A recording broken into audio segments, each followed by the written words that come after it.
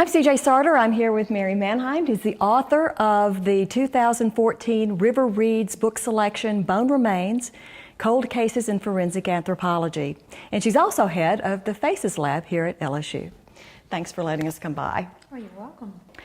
So what was your reaction to having your book selected as the one that we've asked everybody in Ouachita Parish to read this summer? Oh, I was thrilled. I just think that it's a wonderful honor for our community to read one of my books. I was very pleased. How did you get involved in this line of work? Well, I was an English major. I planned to teach English all across Louisiana, and I took a course in anthropology and fell in love with it. So I knew I had to go on and get my master's degree in anthropology, which that's exactly what happened. So in using my anthropology degree, I've also used my English degree, and it's kind of come full circle now because I do a lot of writing also. Yeah, and you've written 3 nonfiction. 3 nonfiction and 1 fiction. That's right, and I'm working on my next nonfiction, which has to do with cemeteries, but I'm also working on my second in the fiction line. Oh, wow, that's great. That's something for us to look forward to. Yeah, I'm excited. Wonderful. Why did you decide to write this particular book? Well, it's the third in the trilogy for the cases I've worked on over the years. I've worked on hundreds and hundreds of forensic cases, and many of those in this book are cold cases. And we've begun a cold case database that has been very successful. So I really wanted to spread the word to my audiences that this type of database has success, and one of the reasons is the public involvement in what we do. So I wanted to illustrate things we do by using some of the cases that I've worked on in the past, and also by looking at some of those that are unsolved. Now, most of your cases, both solved and unsolved, impact the families as well. Have you heard from any of them about being included in the books? Well, I've often talked with the families before I put cases in the book, and occasionally one or two people have written me or called me and said they appreciate it, and they appreciate the way that I handle the case in the book. I'm very cognizant of how I handle a book and the feelings of the family, how I handle a story in the book. So I don't want to reveal anything on a case that is unresolved, and I don't want to do anything that I believe will offend the family. So it's not at all unusual for me to have talked with the family. There are some cases in the book, though, that you don't have an answer for yet. You mean in terms of identification? Yeah. Right, and those are the ones that really trouble us the most, because our goal is to identify all the cases that come to us, and that's the importance of the website itself, because it helps other people all across the country actually to see the cases of unidentified on our website, and may be able to give us some clues as to who these people are. Now, tell me the website again. It's identifyla.lsu.edu. Some folks might wonder how you handle the more grisly aspects. Does it ever get to you? Well, I think that I look at it as something we have to do in order to be able to get to the bone. We have to see what is beneath the decomposing tissue, because we are the bone people. And so in order to get there, we do have to resolve the putrefactive tissue that often is there. So we have to remove it. And these cases are very sad. Oftentimes those that are certainly homicides are tragic, and occasionally the families of the victims will call me, and that's heartbreaking, but we have to be objective about it. I always remember it, but I always have to set aside my personal feelings, because our role is to scientifically profile that case and get on with the business: age, sex, ancestry, time since death. If they already know who the person is, then often we're asked to look at the trauma, and we may have to appear in court and testify as expert witnesses. So I have to remain objective, but I can't say that cases don't affect me. I think that would be unrealistic, but of course they affect me, but I know that what I'm doing has the goal of helping the family. Sometimes you're asked to work on historic sites. How does that differ from your regular cases?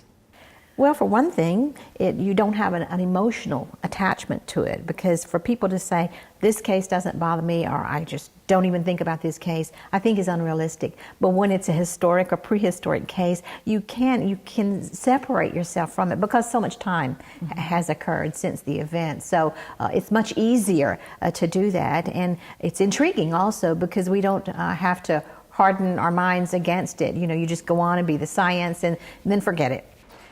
And then there was the mummy. That was different. It was so much fun.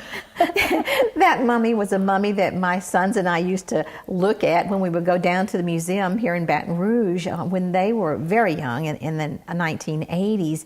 And we would peer into the glass and look at that mummy, never dreaming that someday I'd get to work on that mummy. But the only thing we were allowed to do was x-ray it. They wanted to learn some more information about it. And we found out a good deal more information about it by simply using our techniques that we use in modern cases, even from an x-ray. I don't want to spoil the end of the story so much, but it was wonderful fun. And now it's on display down at the museum, and we've learned a lot more about it. We did a facial reconstruction on it. Wow. And so we feel as though we've learned something about the past. 2,500-year-old mummy from Thebes. How do you do a facial reconstruction from just bone tissue? Well, you know, there are all kinds of studies out there that have been done on the thickness of the facial tissue. We've actually done several studies. We have scanned hundreds and hundreds of people with ultrasound, non-invasive, and come up with averages of the tissue thickness on the face at certain locations across the face. And from that, you simply put markers there that indicate the depth of that tissue, and you slowly build the face back. We have formula for creating the nose, for creating the mouth, for creating the ears, for putting the eyes in place. We use prosthetic eyes. So there's a lot of different studies that have been done that help us to do this. And our whole idea is not to create an image that looks exactly like the person. The idea is to create an image that someone who knows that person sees that person in that image. And that's the most important thing. Sometimes we're spot on and it looks a lot like the person, and sometimes it doesn't look like the person. But sometimes it's just enough. Is just enough, because someone who knows that person says it's all in the eyes. It was in the line of the jaw. There was something about the mouth. Wow. And plus the fact that we have a lot of information about the case, and they usually know their friend or loved one is missing, and so those are added clues also. But it has been very successful for our lab. You've been doing this a long time. How have things changed? Things have changed a lot in many ways. We have a lot of modern technology that helps us. We have databases that help us. We have tools that are very different. Digital developers, all of the scanners, the printers, those are wonderful, wonderful helpers. But it all boils down to the innate ability and the experience of the person who's working in the field, too. You can never replace the true forensic anthropologist. I noticed a lot of your team members are women. Is that different from when you first got started? You know, I got into it in the fall of '81, and very few people were doing this. It was a new field. In recent years, of course, everyone has discovered it because of the television shows. There were very few people in it, though, but it has been the ride of a lifetime. Speaking of TV shows, how do you feel about those shows, like CSI and Bones and Cold Cases? Well, I think they're great fun. You know, I don't really watch them. I've watched a few minutes of several of them, but a lot of young people especially watch them and will write me and ask if they can do what they do on TV, and I explain that it's not really the real world. They use dramatic license, but they also use scientific techniques or the appearance of them in their programs to make it look more real. But if they're fun to do, and they've brought an incredible popularity to the field. And you can't really solve a case in an hour. Never. I don't say never. Wait a minute. Let me say more than likely not. It's just not the way it seems on TV. It takes a lot of time. We don't dress like they do. We don't have the labs they do. As I tell my students, we wear things you can bleach. That's our motto. When a body or a skeleton is found, just where do you begin? Well, the first thing we do, if someone has found one and they contact law enforcement, which is the first thing they have to do, and it appears that there is a skeleton in the woods, buried, whatever, the law enforcement will call us and we will make more often than not, we will make arrangements to travel to that area. We want to be there in the daytime. So if it occurs at night, we ask them to hold the site until the next day. And then we strike out and get our team together, get all of our tools together, travel to that location, very, very carefully recover the remains and bring them back to our laboratory, describe them. The first thing we do is an x-ray all the way down the body, looking for any kind of clues, looking for any sign of a bullet, some type of weapon that was used, and then we begin the process of determining the age, sex, ancestry, time since death, all of these trauma, all of these different things that can provide clues for us to be able to identify that person and figure out what happened to that person. But a lot of it has to do with what you do actually in the field too, doesn't it? Oh yes, I mean it's very important to recover it properly. We are trained in archaeology, so we use what we call our bioarchaeological techniques to set up a unit sometimes and sometimes not if the body is widely dispersed by animals especially. And we've gotten quite a few cases like that in the last few years. And so we recover it, we pinpoint it using GPS, a global positioning system, in order for anyone to go back to that exact spot where the body was found if they need to. And so we use we use a metal detector to scan the entire area looking for anything made of metal that might provide more evidence for what happened to that person. So we can take all day to recover our body, so our skeleton, and then bring it back to the lab. When people comment on your work, what are their biggest misconceptions?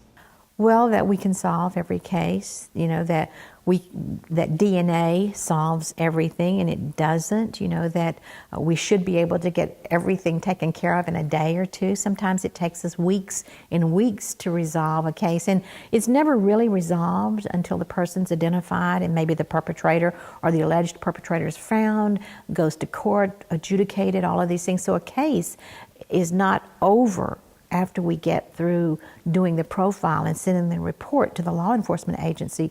We'll put it in our database, we'll take a DNA sample. If the person is unidentified, that DNA is analyzed at the Louisiana State Police Crime Lab, and then it's uploaded into the national DNA database called CODIS for Combined DNA Index System. And so that's when the opportunities arise to get the unidentified identified through a cold case hit, which we've had several cold case hits before, where DNA from somebody in one area of the country links up or connects, or is a spot-on match to what we've put in there, and then boom, and it's called a cold case hit, which is, it's not that doesn't happen that often, but when it does, it's a wonderful feeling to get these people identified. What's the one thing you want people to remember after they've read your book? I guess the fact that we are an agency, a help agency that's out there, that we can help them resolve cases. And one of the more important aspects of it is the missing persons aspect of our database. We want citizens of Louisiana to know that there is an agency here, there's a laboratory here at the LSU campus in Baton Rouge that can put the information about their missing loved one into a database that can be viewed from any place in the world. And if their loved one who's been missing has not been found, then we offer the opportunity for them to have an area where the information about that loved one is posted. And so that's extremely important. So the more people learn about our lab and about our database, the more opportunity we all have to resolve some of these cases.